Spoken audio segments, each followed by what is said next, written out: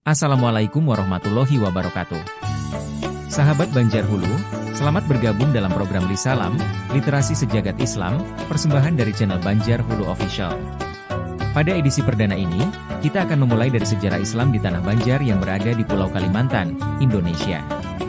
Sahabat Banjar Hulu, marilah kita mengenal terlebih dahulu asal-usul sebutan Banjar sebagai lokus ruang dan waktu membuminya Islam di Tanah Banjar. Kalau kita perhatikan sejarah awal Banjar, itu bermula sejak Kerajaan Ansarunai, Negara Dipa, dan Negara Daha sekitar abad ke-13 sampai abad ke-16 Masehi, di mana pelabuhan yang menjadi pusat transportasi dan perdagangan kerajaan telah mengalami beberapa kali perpindahan, salah satunya akibat pendangkalan Sungai Negara.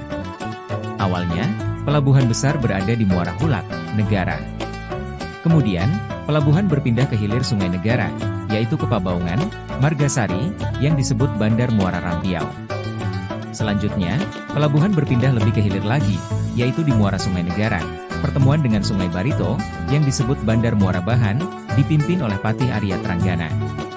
Pelabuhan paling hilir adalah di Muara Sungai Barito yang disebut Bandar Masih, karena bandar tersebut berada di bawah kekuasaan Patih Masih. Sahabat Banjar Hulu, kata Masih, dalam bahasa Ngaju berarti Melayu.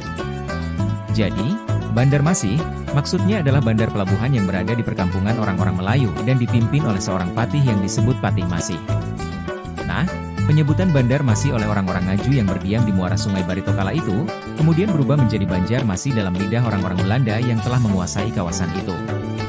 Sejarawan Banjar, Muhammad Edward Saleh, dalam buku hasil penelitiannya tahun 1983, menyebutkan adanya surat-surat pemerintah Hindia Belanda di tahun 1664 Masehi, di mana nama Banjar Masih saat itu masih digunakan.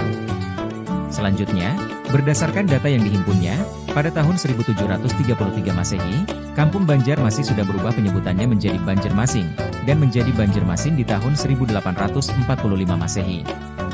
Sahabat Banjar Hulu, seiring perkembangan zaman, istilah Banjar yang tampak merupakan pengucapan ringkas dari Banjarmasin, tidaklah lagi menjadi nama kampung, tetapi lambat laun meluas menjadi sebutan untuk menyatakan identitas kultural suatu negeri, baik dalam hal bahasa, kerajaan, suku, orang, budaya, dan sebagainya, sehingga kemudian dikenal istilah-istilah seperti orang Banjar, suku Banjar, bahasa Banjar, kerajaan Banjar, budaya Banjar, dan tanah Banjar atau Banua Banjar.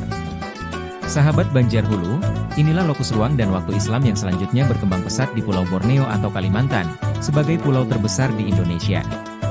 Salam terindah dari Tanah Banjar. Wassalamualaikum warahmatullahi wabarakatuh.